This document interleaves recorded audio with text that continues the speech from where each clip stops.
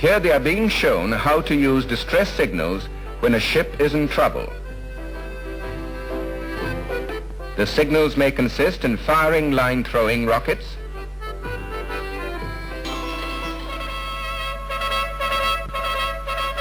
if ships on the high seas wish to speak to each other, they must have a code of signaling. They speak to each other by means of flags, which stand for different letters of the alphabet. This is called the International Code of Signaling. There's a lifeboat drill which comes into play in rescue work when a ship has to be abandoned. Now the cadets are proceeding to the stations and the boats are getting ready to be lowered onto the sea. The boats are manned and pulling across to the men in distress, represented by lifebuoys.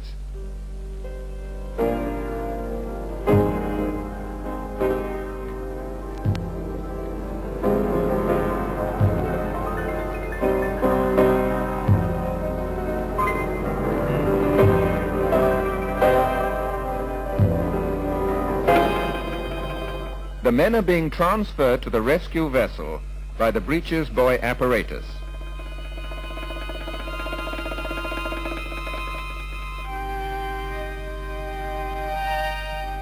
Signals are also conveyed through the Morse code. Here's a competition. The library and recreation room provide a relaxed and easy atmosphere. In the library are not merely learned tomes on the subjects of the cadet study, but books of general interest. But everywhere, discipline is the keynote, even at the dining table. A signaling exercise and then the sounding of the last post. The cadets now retire to a well-earned night's rest.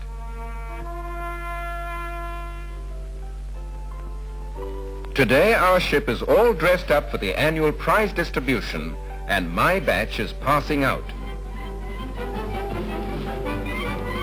We have several distinguished visitors on board and it's a big day for us to show ourselves off and be seen.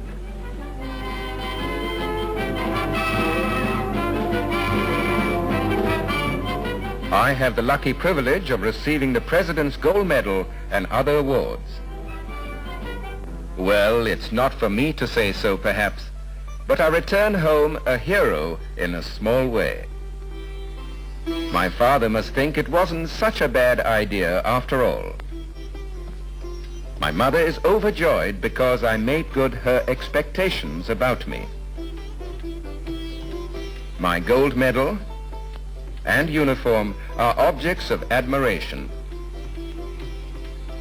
My little brother and sister seem to be attracted particularly by my cap. You can also have a uniform like this and look smart, I tell my brother, if you join the training ship Jawahar and go through the drill.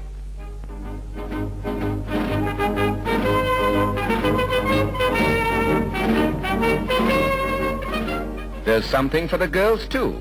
The Sea Cadet Corps, which, if I may say so, makes a man of you. Now I was entering the next phase of my training. Having passed out of the DUFFERIN, I reported to the captain of a merchant ship, on which I was to serve as an apprentice to learn the practical side of my profession. It was hard going, but necessary and useful. From the spotless white uniform of the DUFFERIN days, I had changed into a boiler suit. And here I was again, polishing brass, oiling the wire ropes, and painting the ship.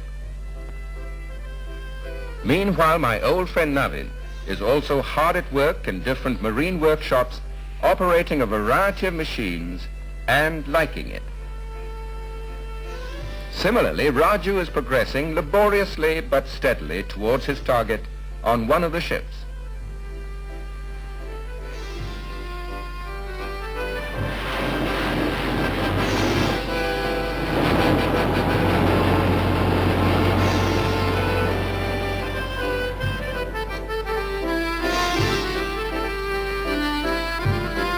Loading and unloading operations demand much organization, and on the efficiency with which they are performed and the best use of the time made, the turnover of commerce depends.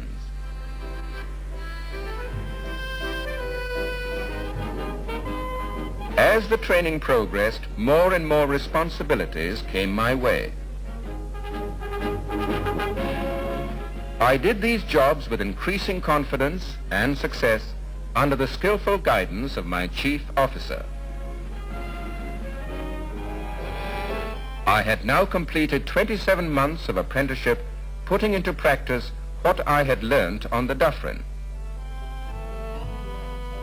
It was now time to appear for the second mate's exam. Here I am, being tested in different subjects. No chicken feed this, but thanks to the excellent training it has been my good luck to receive at the hands of my officers, I come out successful.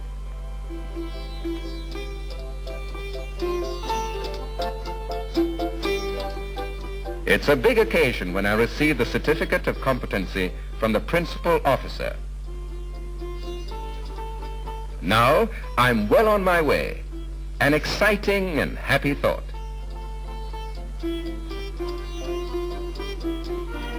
Since I was able to record further progress, learning new things and perfecting the old, in course of time I became third officer. During this period, my friend the engineer was doing equally well in his own field, learning the ropes in shipyards and docks in different parts of the country.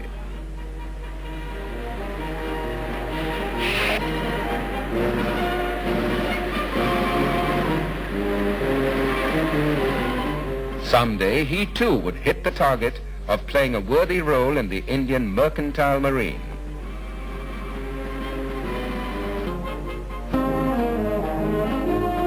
These ships are ready to embark on their journey. Here's wishing them bon voyage. They will travel to different lands and touch distant shores.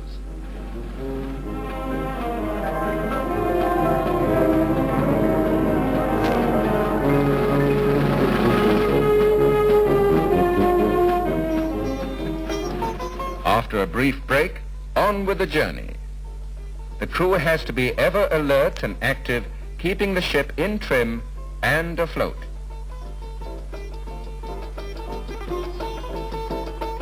Everyone on board, from the captain down, has a task to perform, and on each doing his own particular task well, the performance of the vessel depends.